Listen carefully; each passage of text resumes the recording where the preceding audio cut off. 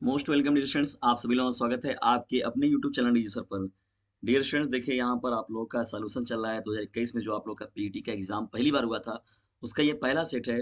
Dear students, देखिए यहाँ पर मोस्ट इंपॉर्टेंट प्रश्नों की सीरीज आप लोग को सॉल्व कराई जा रही है और इसे ज़रूर देख कर जाइए, क्योंकि इससे आप लोग को एक आइडिया मिलेगा कि आपके एग्जाम में पेपर कैसा पूछा जाएगा। आप लोग का एग्जाम ज़्यादा दूर नहीं है, लगभग 1.5 महीने का एग्जाम है, 1.5 महीने का बस आप लोग का मेहनत है। यदि आप लोग इसको कर लेते हैं तो ग्रुप सी की किसी भी वैकेंसी में आप बैठने के योग्य हो जाएंगे। तो चलिए डिस्कशन आज स्टार्ट करते हैं हम महत्वपूर्ण सेशन को। और देखिए यहाँ पर मैंने 65 महत्वपूर्ण प्रश्नों की सीरीज जो है वो मैंने ऑलरेडी पहले ही करा रखी है आप लोग के लिए। अब यहाँ से देखिए आज का जो हम लोग स्टार्ट करेंगे वहाँ पर यहाँ पर प्रश्न संख्या 66 से। यदि 65 प्रश्नों को आपने नहीं देखा तो डिस्कशन को जरूर देख लीजिएगा, ठीक है। और जो ये जाएंगे आप तो पीटी का पीटी के रूप में आप लोग को मिल जाएगा जो मैंने बना रखा है यहाँ पर प्ले लिस्ट अलग से। और उसके साथ ही साथ डिस्क्रिप्शन बॉक्स में जाएगा, वहाँ से भी आप लोग को कुछ महत्वपूर्ण चीज़ें मिलेंगी। ट्रेडिशन चलिए हम लोग स्टार्ट करते हैं। यहाँ पर जो 66% देखिए हम लोग क्या है, निम्न में कौन सा देश सार्क का सदस्य नहीं है। प्रश्न को ध्यान सुनिए, इनमें से कौन सा देश सार्क का सदस्य देश नहीं है। देखिए दोस्तों, बहुत ही मोस्ट इंपॉर्टेंट प्रश्न है। विकल्प नंबर ए दिया गया नेपाल, बी जो दिया गया है बांग्लादेश, सी जो दिया गया है अफगानिस्तान, डी जो दिया गया है म्यांमार। तो इस प्रश्न का जो राइट आंसर हो जाएगा विकल्प नंबर डी करेक्ट हो जाएगा, म्यांमार। तो सार्क का जो सदस्यता नहीं ग्रहण किया हुआ जो देश है उसका नाम क्या है, म्यांमार है, ठीक है। उसके अलावा देखिए जान ही रहे हैं कि यहाँ पर जो आप लोग का नेपाल है, नेपाल में तो इसका मुख्यालय है ही ना। ये बहुत ही महत्वपूर्ण प्रश्न है एडिशंस। और चलिए अब बढ़ते हैं हम लोग यहाँ पर इंपॉर्टेंट प्रश्नों की सीरीज में 67 प्रश्न की ओर। देखिए 67वां प्रश्न आप लोग का क्या है एडिशंस, बहुत ही महत्वपूर्ण है, देखिए इतिहास से है और पुराना पुराना ही है और हाईलाइटेड प्रश्न है। ऐसा नहीं कि बहुत पहले का ये प्रश्न है, और ये हाईलाइटेड प्रश्नों में है आपका और बहुत ही पॉपुलर क्वेश्चन है। इन निम्न में से किस स्थान पर अजंता एलोरा की गुफाएं स्थित? देखिए बताइए, अजंता एलोरा की गुफाओं से प्रश्न ना पूछे ये तो हो ही नहीं सकता। निम्न में से किस स्थान पर अजंता एलोरा की गुफाएं स्थित हैं? विकल्प में आइए हम लोग बढ़ते हैं। विकल्प नंबर ए दिया गया है बेंगलुरु, बी जो दिया गया है दिल्ली, सी जो दिया गया है औरंगाबाद, डी जो दिया गया है लखनऊ। देखिए दोस्तों, यहाँ पर नाम से ही एकदम स्पष्ट हो रहा है और यहाँ पर औरंगाबाद इसका राइट आंसर भी हो जाएगा। महाराष्ट्र जो राज्य है वहीं पर ये औरंगाबाद पड़ता है, वहीं पर, ठीक है, थोड़ी दूर पर है यहाँ वहाँ से। तो ये अजंता एलोरा की जो गुफाएं कहाँ पर है, ये औरंगाबाद में स्थित स्थित है, ठीक है दोस्तों, याद रखिएगा, बहुत ही ज्यादा महत्वपूर्ण है। और औरंगाबाद से जो संबंधित है वो मुगल साम्राज्य के कौन से शासक हैं, ये डिस्कशन कमेंट बॉक्स में इसका उत्तर हमें जरूर दीजिए। आइए हम लोग बढ़ते हैं हम 68 प्रश्न की ओर। देखिए 68 प्रश्न जो है डिस्कशन बहुत ही मोस्ट इंपॉर्टेंट है ये भी प्रश्न, और कई बार पूछा गया है। ये प्रश्न जो मैंने पहले ही बताया कि देखिए सांस्कृतिक उत्सव जो हो गए वो याद रखिएगा, कुछ जो पॉपुलर हैं वो बहुत तेज पूछे जाते हैं। ओणम किस भारतीय राज्य केंद्र शासित प्रदेश का सांस्कृतिक उत्सव है? डियर स्टूडेंट, देखिए एसएससी सीजीएल की बात हो गई, सीएचएसएल की बात हो गई, कोई भी एंट्रेंस सीयूटी की बात कर रहे हैं आप, किसी भी एंट्रेंस की बात देने जा रहे हैं, तो बहुत ही ज्यादा मोस्ट इंपॉर्टेंट है ये, बहुत ही ज्यादा मोस्ट इंपॉर्टेंट। देखिए केरल और असम दो ऐसे राज्य हैं जहाँ का सांस्कृतिक उत्सव के बारे में हर बार पूछता है आपसे आपसे। तो 68 प्रश्न हम लोग का यही है। ओणम किस भारतीय राज्य केंद्र शासित प्रदेश का सांस्कृतिक उत्सव उत्सव है?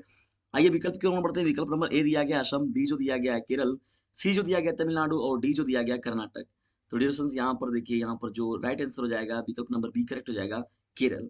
ठीक है, तो ओणम किस राज्य का ये आपका हो जाएगा सांस्कृतिक उत्सव है।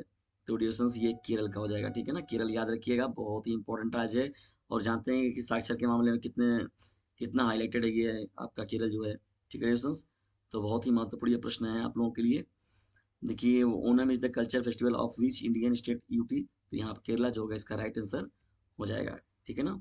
आइए बढ़ते हैं हम लोग अब 69 प्रश्न की। और देखिए 69 आप लोग का प्रश्न क्या है, ये भी बहुत ही पॉपुलर क्वेश्चन है आप लोगों का। देखिए कितने प्रश्न जो है, कुछ कुछ प्रश्न ऐसे हैं एकदम जो ओरली पूछ दिए गए हैं ना, ऊपर ऊपर से पूछ दिए गए।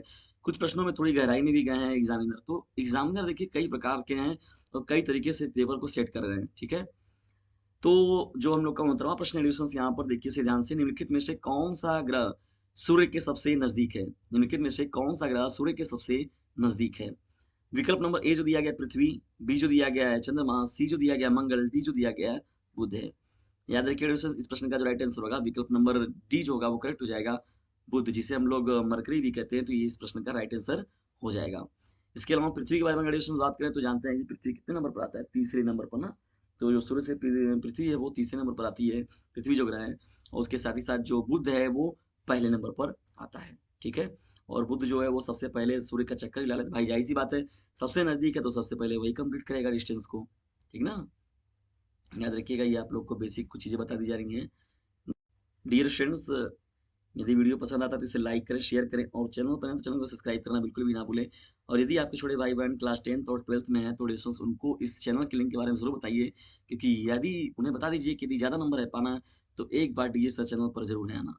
और तैयारी वाले करने वाले बच्चों के बारे में हम लोग बात करें डिस्टेंस, तो उनको तो याद रखिए कि आप लोगों को डिस्टेंस एक वार जोन में फेंक दिया गया। Protect yourself. देख रहे हैं सीटें कितनी दिन पर दिन घटती जा रही हैं। आप लोग कितना ज़्यादा परिश्रम करना पड़ेगा। सरकारें जो है अपने तरीके से कार्य कर रही हैं, तो आप लोगों को बहुत ज़्यादा नॉलेज चाहिए, बहुत ज़्यादा एकदम डीपली पढ़ना होगा।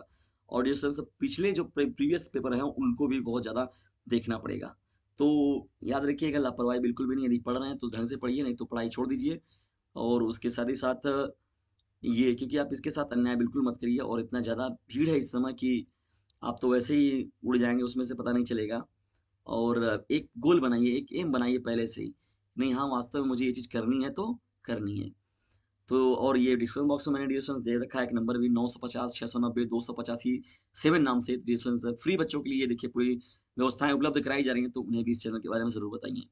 चलिए बढ़ते हैं हम आप लोग का समय अब कम करते हुए 70वें प्रश्न की ओर। नोबेल पुरस्कार जीतने वाले प्रथम एशियाई कौन थे? नोबेल पुरस्कार जीतने वाले प्रथम एशियाई कौन थे? डिविशंस तो यहाँ पर देखिए, ए है सीवी रमन, बी जो दिया गया राजीव गांधी, सी जो दिया गया रविन्द्रनाथ टैगोर, डी जो दिया गया है मदर टेरेसा। तो डिविशंस रविन्द्रनाथ टैगोर देखिए जो प्रश्न का राइट आंसर हो जाएगा। और रविन्द्रनाथ टैगोर जी को तो जानते ही हैं आप सब लोग। डिविशंस ये देखिए, राष्ट्रगान भी हमारे देश का इन्होंने लिखा हुआ है। उसके साथ ही साथ बांग्लादेश का भी इन्होंने जो राष्ट्रगान है उसे भी लिखा हुआ है। तो वहाँ का भी जो, और हमारे देश भारतवर्ष का तो इन्होंने लिखा ही है। और ये जानते हैं साहित्य में नहीं ये पुरस्कार दिया गया था डिविशंस, ये याद रखिएगा, बहुत ही महत्वपूर्ण बात है ये। और पूछा जा चुका है इस प्रश्न को, तो मैंने देखिए यहाँ पर पूछे गए प्रश्न हैं कुछ, और ये पॉपुलर क्वेश्चन है। कुछ पूछे हुए प्रश्न ही जो देखिए डिविजन सेटअप होते हैं दूसरे एग्जामों में। आइए, अब ये 70 तक तो हमारा प्रश्न हो गया। अब देखिए पहला आपको पूछा जा रहा है प्रश्न संख्या 71 से। देखिए गांधी जी के युग की बात की जा रही है डिविजन्स ना। देखिए 71 से 75 तक का प्रश्न देखिए क्या है, गद्यांश को पढ़कर यहाँ पर हमें इसके बारे में उत्तर देना है। ठीक है ना। तो याद रखिएगा, ये बहुत ही पॉपुलर प्रश्न यहाँ से निकल कर आएगा। तो देखिए, धरातल से युद्ध की विभीषिका को सदा सदा के लिए समाप्त करने के लिए गांधी जी ने विश्व को अहिंसा रूपी अस्त्र प्रदान किया। गांधी जी कहा करते थे कि प्रेम और अहिंसा के द्वारा विश्व के कठोर से कठोर हृदय को भी कोमल बनाया जा सकता है। उन्होंने इन सिद्धांतों का परीक्षण भी किया और वे नितांत सफल भी सिद्ध हुए। हिंसा से हिंसा बढ़ती है, घृणा घृणा को जन्म देती है और प्रेम से प्रेम की वृद्धि होती है। अतः यह निश्चित है कि बिना प्रेम और अहिंसा के विश्व में शांति स्थापित नहीं हो सकती। शांति के अभाव में मानव जाति का विकास संभव नहीं है। देखिए, बात तो सही है, लेकिन थोड़ा-सा संघर्ष वाली चीज़ें हैं ये बातें। शांति के अभाव में मानव जाति का विकास संभव नहीं। प्रत्येक राष्ट्र का स्वर्णिम युग वही कहा जाता है, जबकि वहाँ पूर्ण शांति और सुख रहा हो तथा उत्तमोत्तम रचनात्मक कार्य किए जाते हों। भारत भौतिक दृष्टि से व्यापार और कृषि की उन्नति भी शांति काल में ही संभव होती है। अतः यदि विश्व का कल्याण चाहते हैं, तो हमें युद्ध का बहिष्कार करना ही होगा। अहिंसा और प्रेम की भावना से विश्व में शांति स्थापित करनी होगी। तभी विश्व में सुखमय एवं शांतिमय राज्य की स्थापना संभव होगी। डिस्कशन देखिए, यहाँ पर गांधी जी की बात हो रही है। गांधी जी के बारे में डिस्कशन मैंने डिटेल में पढ़ा रखा है, आप लोग जाकर देखिए कभी समय मिलता है तो। गांधी जी के बारे में मैंने एकदम अच्छे से पढ़ा रखा है। देखिए, गांधी जी के बारे में तो बात किया था कि सत्य और अहिंसा के वो पुजारी थे, लेकिन डिस्कशन जब क्रिप्स मिशन आया था तो उन्होंने भी अंतिम में ये बात नारा दिया था। महात्मा गांधी जी जो कि सोचिए सत्य और अहिंसा के पुजारी थे, लेकिन उनको भी अंग्रेजों से इतना ज्यादा प्रताड़ित वो भी हो गए थे कि अंत में उनको ये बात कहनी पड़ी। क्रिप्स मिशन को उन्होंने कहा था कि यहाँ से वापस जाओ। उन्होंने एक दिया कि करो या मरो का नारा दे दिया उन्होंने। करो या मरो का उन्होंने नारा दे दिया। यूएसएस देखिए, एक तरीके से देखा जाए तो हिंसात्मक कदम पर उनको भी जाना ही पड़ गया। मतलब ये जो बातें थी थोड़ी सी। तो आइए प्रश्न को देखते हैं हम लोग। अब इसमें देखिए कौन कौन से प्रश्न हैं। ये पैरा आपका हो गया। तो पैरा में देखिए प्रश्न है आप लोग का। प्रश्न कौन कौन सा है डिविजन 71वां प्रश्न। देखिए प्रश्न क्या 71 जो है आप लोग का, विश्व में शांति क्यों आवश्यक है? विश्व में शांति क्यों आवश्यक है? विकल्प नंबर ए दिया गया मानव जाति के विकास के लिए। और यहाँ पर लिखा गया है उत्तमोत्तम रचनात्मक कार्य के लिए। सी जो दिया गया व्यापार और कृषि की उन्नति के लिए। डी जो दिया गया कठोर से कठोर हृदय को भी कोमल बनाने के लिए। तो डिस्कशन देखिए, यहाँ पर बात तो की गई है, लेकिन जो तीनों की तीनों बातें निकल कर आएंगी बी सी डी, वो विकल्प नंबर ए में एकदम चली जा रही हैं। और शांति में राज्य की यानी मानव जाति के विकास की ओवरऑल बात करने की बात की गई। जाहिर सी बात है, लोग एक साथ एक दूसरे के साथ मिलकर रहेंगे, सद्भाव से रहेंगे, तो ये चीजें तो होनी ही रहेगी। मानव जाति का विकास होगा, यानी उत्तरोत्तर राज्य के साथ कार्य करेंगे, व्यापार और कृषि की उन्नति के लिए करेंगे, कठोर से कठोर हृदय को भी कोमल बनाने का कार्य करेंगे।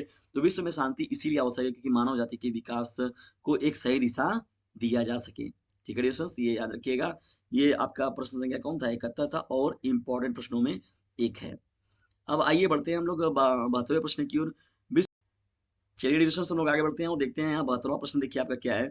विश्व शांति की स्थापना के लिए सबसे आवश्यक क्या है? प्रश्न को देखिए, विश्व शांति की स्थापना के लिए सबसे आवश्यक क्या है? चलिए देखते हैं इसमें जो विकल्प दिया गया है, विकल्प तो बहुत जानदार जानदार दिया गया डिस्टेंस। डिस्टेंस से ये देखिए नंबर अभी आपने अभी तक नहीं सेव किया है तो फ्री में मिल रही है आपको कोई चीज़ें, फ्री में तो फ्री में के चीज़ मिली हुई चीज़ों का भी इज्जत करिए, क्योंकि वो आप लोग के लिए बहुत ही हेल्पफुल साबित हो सकता है। और जो मैं नंबर दे रखा है डिस्टेंस, यह भी आप लोग के लिए एकदम ब्रह्मास्त्र का कार्य करेगा। तो उससे ज़रूर ज्वाइन करिए, उसमें मैसेज जाकर आपको डालना होगा, अपना नेम, क्लास, सब्जेक्ट और जिला लिखकर बस भेज दीजिए, मैं आप लोग को तुरंत ऐड कर लूँगा। निरसंस विश्व शांति की स्थापना के लिए सबसे आवश्यक क्या है? विकल्प में आइए बढ़ते हैं, हम लोग देखते हैं हिंसा और भय। भाई हिंसा और भय तो बिल्कुल नहीं होगा। बी जो दिया गया अहिंसा और प्रेम, सी जो दिया गया आत्मीयता और समीपता, और डी जो दिया गया परिश्रम और ज्ञान। तो जाहिर सी बात है गांधी जी की बात हो रही है, तो देख ही रहे हैं कि पहले ही लाइन से पता चला था कि अहिंसा और प्रेम की बात होगी यहाँ पर। तो जाहिर सी बात है इस प्रश्न का जो राइट आंसर हो जाएगा आपका क्या होगा, विकल्प नंबर बी जो होगा वो करेक्ट हो जाएगा। आइए बढ़ते हैं हम लोग अब इसमें जो प्रश्न संख्या आपका कौन सा दिया गया 73वें प्रश्न की ओर। कठोर से कठोर हृदय को भी कोमल बनाया जा सकता है। कठोर से कठोर हृदय को भी कोमल बनाया जा सकता है किसके द्वारा?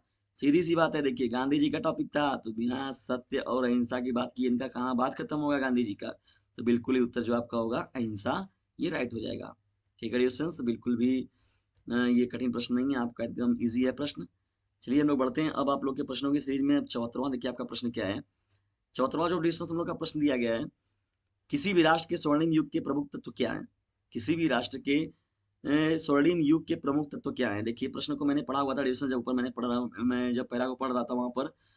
अब देखिए यहाँ पर सीधी सी बात है कि जब यहाँ पर हम लोग पढ़ते हैं तो यहाँ पर धन और वैभव, धन और सम्मान, तो धन धन दोनों में आ गया तो भाई जाहिर सी बात है पहले यही साफ हो जाएगा ये चीज, ये वाला विकल्प तो आपका पहले ही समाप्त हो जाएगा। ठीक है। आध्यात्म और उपासना ये भी नहीं होगा। डी जो होगा आपका देखिए शांति सुख और रचनात्मक कार्य। देखिए जब आपने पैरा को पढ़ा था इसमें देखिए यहाँ पर भी आप लोग को दिख रहा है रचनात्मक कार्य के लिए हो जाते हैं ना। तो यहाँ पर शांति की बात तो पहले ही की जा रही है, देखिए शांति में की बात हो रही है, यहाँ पर शांति स्थापित होगी तो सुख तो आएगा ही आएगा। तो शांति सुख और रचनात्मक कार्य जो होगा इस प्रश्न का राइट आंसर हो जाएगा। यानी 74 जो प्रश्न आप पढ़े हैं उसका जो ऑप्शन नंबर डी होगा वो करेक्ट हो जाएगा। 75वां प्रश्न डियरेशन दिया गया नितांत शब्द का उपयुक्त पर्याय क्या होगा? डियर स्टूडेंट्स जो 75वां प्रश्न दिया गया नितांत शब्द का उपयुक्त पर्याय क्या होगा? विकल्प नंबर ए दिया गया भली भांति, बी जो दिया गया बिल्कुल, सी जो दिया गया विधिवत, और डी जो दिया गया निम्न। तो नितांत का डियरेशन जो होता है वो बिल्कुल बिल्कुल बिल्कुल। ठीक है। तो यहाँ पर 75वें प्रश्न का जो राइट आंसर हो जाएगा विकल्प नंबर बी करेक्ट हो जाएगा। तो डियर स्टूडेंट्स एकदम केयरफुली आपको क्या करना है, बस थोड़ा सा पैरा आपको पढ़ना है। हिंदी का पैरा तो सही एकदम ईजी तरीके से हो जाता है। और आपको कितने नंबर मिल गए डियर स्टूडेंट्स यहाँ पर आपके? एक से लेकर मतलब 71 72 73 74 75, आपने इतने प्रश्नों को एकदम आसानी से कवर कर लिया। अब देखिए यही प्रश्न है आप लोग का, मैं ज़्यादा समय आप लोग का नहीं लूंगा क्योंकि हम देखिए पैरा बड़ा लंबा है। तो डिस्टेंस पैरा को देखिएगा आप लोग एक बार, ठीक है ना। और देखिए विज्ञान आज के मानव जीवन का अविभाज्य एवं घनिष्ठ अंग बना है, बन गया है। मानव जीवन का कोई भी क्षेत्र विकास एवं के अश्रुत पूर्व आविष्कारों से छूता नहीं रहा। इसी से आधुनिक युग के विज्ञान का निर्माण होता है। ठीक है ना। तो डिस्टेंस ये देखिए प्रश्न है आप लोग का।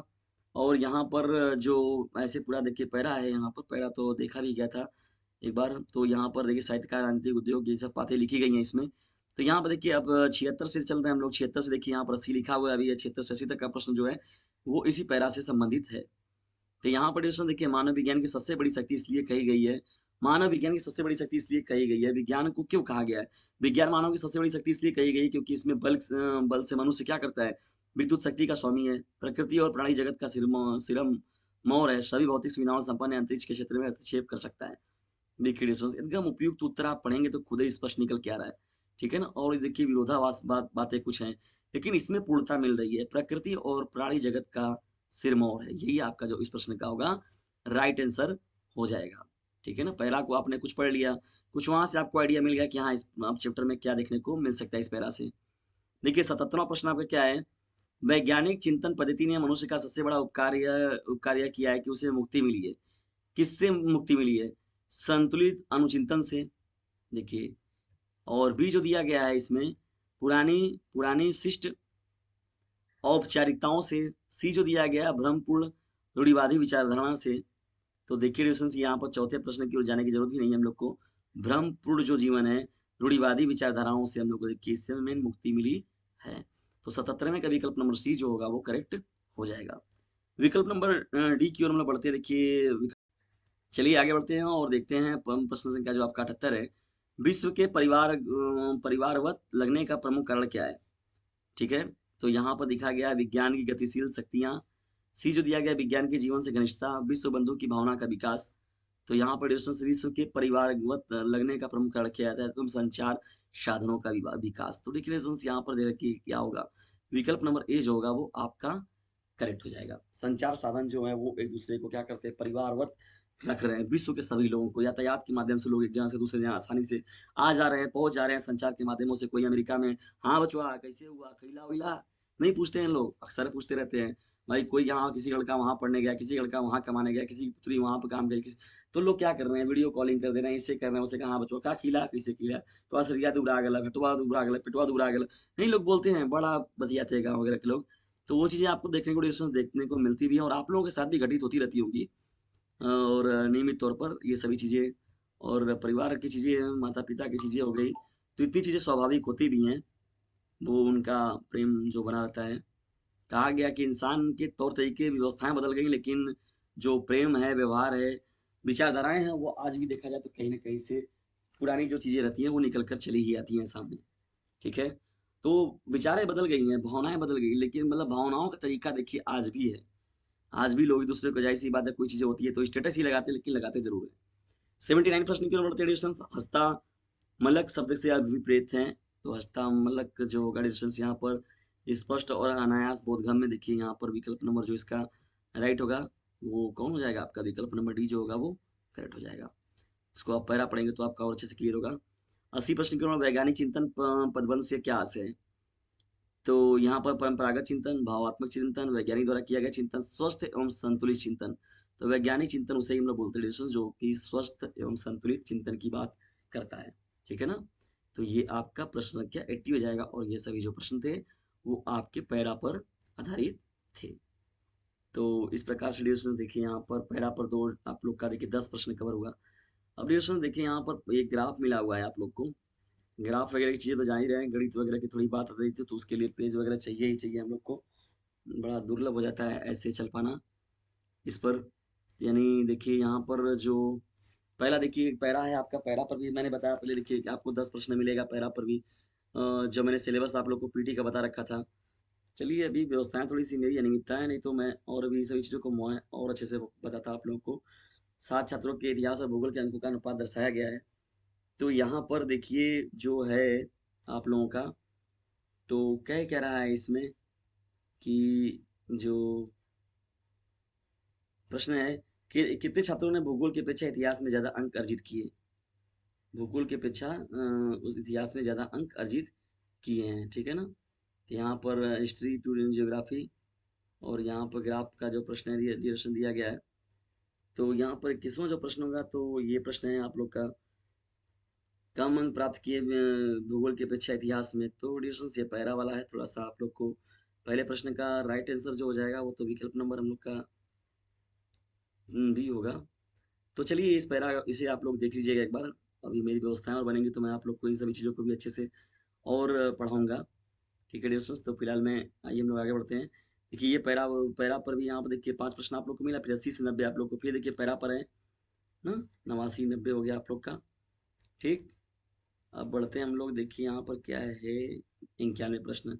ये भी देखिए आप लोग का डाटा से है, डाटा इंटरप्रिटेशन से ना। 92 हो गया आपका इस पे, 93 94 भी उसी पर है आपका, 95 हो गया। देखिए शेयर मार्केट से भी आपके प्रश्न है डिविजन्स, देखिए ये सभी जो प्रश्न है। तो इस तरीके से आप लोगों का देखिए डिविजन्स ये जो है आप लोग का पूरा कवर होता है। डिविजन्स थोड़ा सा मैथ वाले में प्रॉब्लम व्यवस्थाएं की अनियमितता है, वो अनियमितता दूर तभी हो सकती है जब आप लोग का सहयोग मिलेगा पूर्ण। जब एक बार व्यवस्थाएं मेरी सेटअप बन जाएगा तो फिर गणित को भी हम लोग एकदम छूम तक कर देंगे, क्योंकि आप लोग को एक पता रहना चाहिए कि जो मेरी डिग्री है वो मुख्य रूप से मैथ की है और एमएससी मैथमेटिक्स, और उसके साथ ही साथ बीएड जो है वो बीएचयू से है। तो डिस्टेंस डिग्रियां तो हैं बेहतर तरीके से, लेकिन व्यवस्थाओं की अनियमितता की वजह से चीज़ें सही से नहीं हो पाती हैं। इस पर लेक्चर देने लायक, जिस पर नोट्स बना के देने लायक रहता है आप लोग को, उस पर तो भी व्यवस्थाएं हो जाती हैं, लेकिन जिस पर नहीं बन पाता उस पर थोड़ी सा अभाव है। लेकिन कोई बात नहीं, हम लोग भी एक दिन बड़े प्लेटफॉर्म पर पहुंचेंगे जैसा आप लोग का सहयोग रहा। तो डिस्टेंस मिलते हैं नेक्स्ट वीडियो में, तब तक के लिए टेक केयर, गुड बाय, जय हिंद, जय भारत। डियर स्टूडेंट्स शेयर जरूर कीजिएगा।